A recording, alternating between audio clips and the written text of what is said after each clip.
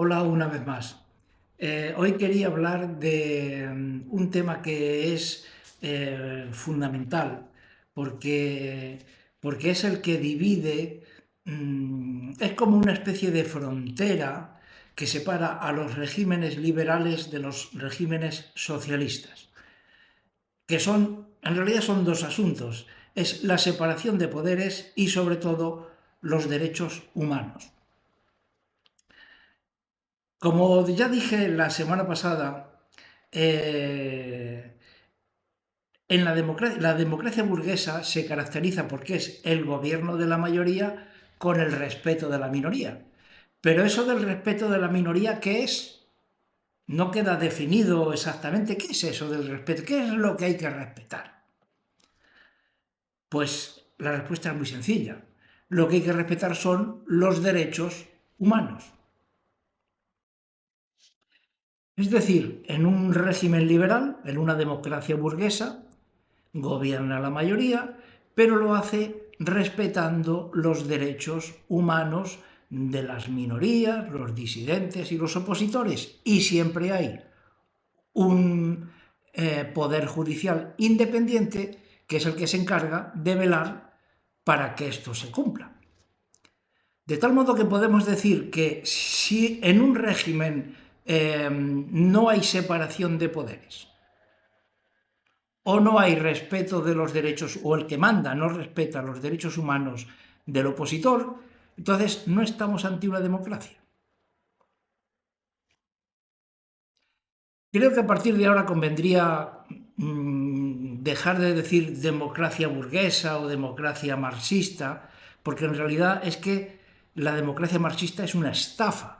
La única democracia que hay es la democracia burguesa, la única que merece tal nombre, porque es en la única que se respetan los derechos humanos de los disidentes. En las democracias socialistas, en las democracias marxistas, en realidad son dictaduras. Como dije la semana pasada, es la dictadura de la mayoría o la dictadura del proletariado. Y llamar democracia a una dictadura solo es una cosa, una gran estafa.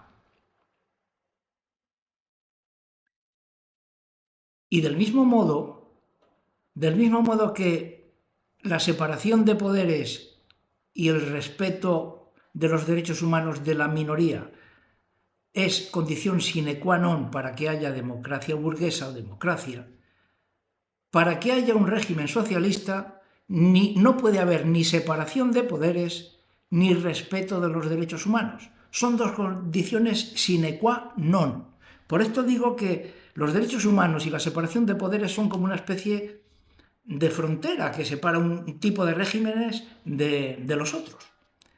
Si en un régimen hay separación de poderes, ya no puede haber socialismo.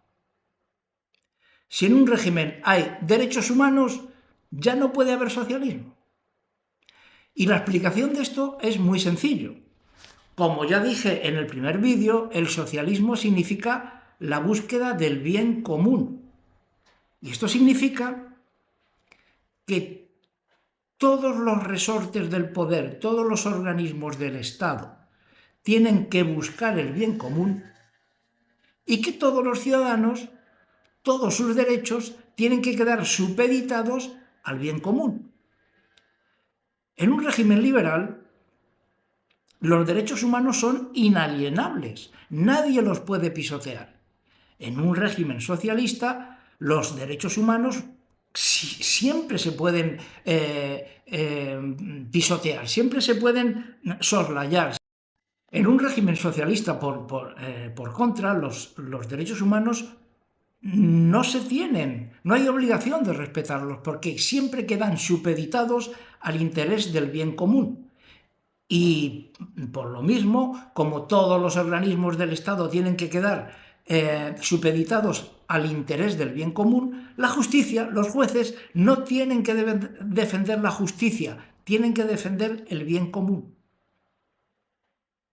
En un régimen marxista, los jueces no van a defender la justicia, van a defender lo que para los marxistas es el bien común, es decir, la revolución proletaria. En un régimen fascista, los jueces van a defender el bien de la patria, no la justicia. Y en un régimen nazi van a defender el bien de la raza, no la justicia. Y todos los derechos humanos de todos los individuos que vivan en un régimen de ese tipo van a quedar siempre condicionados al interés del bien común, porque esta es la esencia del régimen socialista. Todas las energías de la nación tienen que quedar supeditadas al bien común. Por tanto, si en un régimen hay separación de poderes,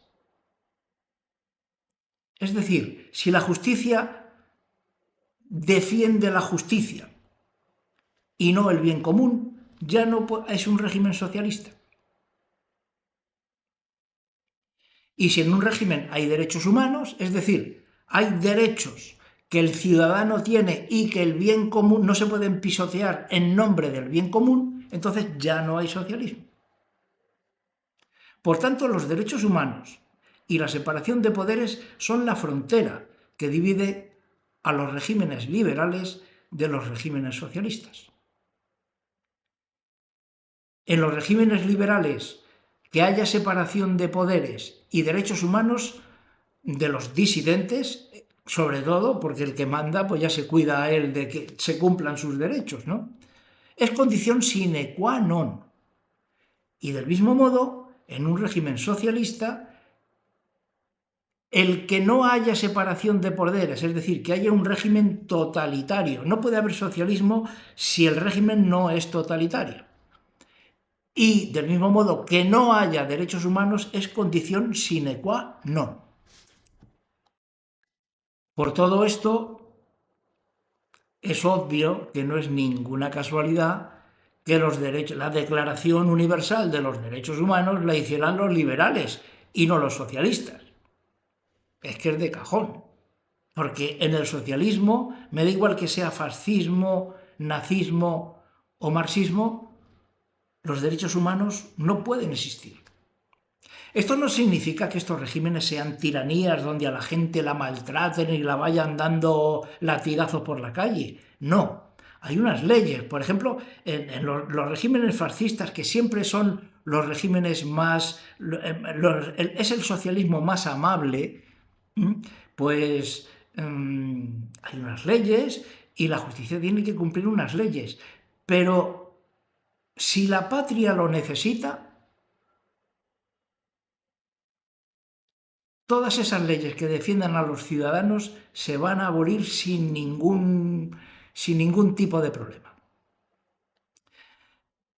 Hay una diferencia que, para que podáis entender un poco la diferencia que hay entre un régimen marxista y uno fascista, porque como hace mucho que está todo inventado, modelos parecidos a estos ya existían en el pasado. Un régimen, lo que se parece a un régimen marxista es un régimen feudal. Daros cuenta, todo es propiedad del Estado, la gente no posee nada,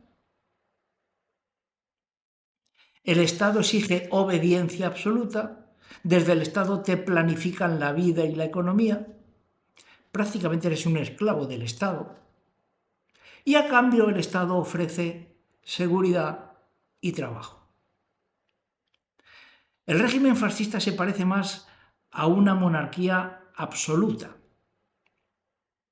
Es decir, al individuo se le permite que desarrolle su vida privada, que monte sus negocios, es decir, que busque su propio bien individual. Pero si el rey te necesita, pues como dice el dicho, al rey la hacienda y la vida se le ha de dar. Eso sí, mientras el rey no te necesite, tú puedes desarrollar tu vida sin ningún problema. Y bueno, pues hasta aquí creo que más o menos termino la primera parte o el primer capítulo, que es hablar solo de política, y a partir del siguiente capítulo voy a hablar sobre todo del modelo económico de todos estos regímenes socialistas y compararlo con el modelo económico de los regímenes capitalistas, etcétera. Aunque más adelante volveré a hablar de política, pero no el primer capítulo termina aquí. A partir del siguiente hablaremos de economía. Bueno, pues nada, hasta la próxima ocasión.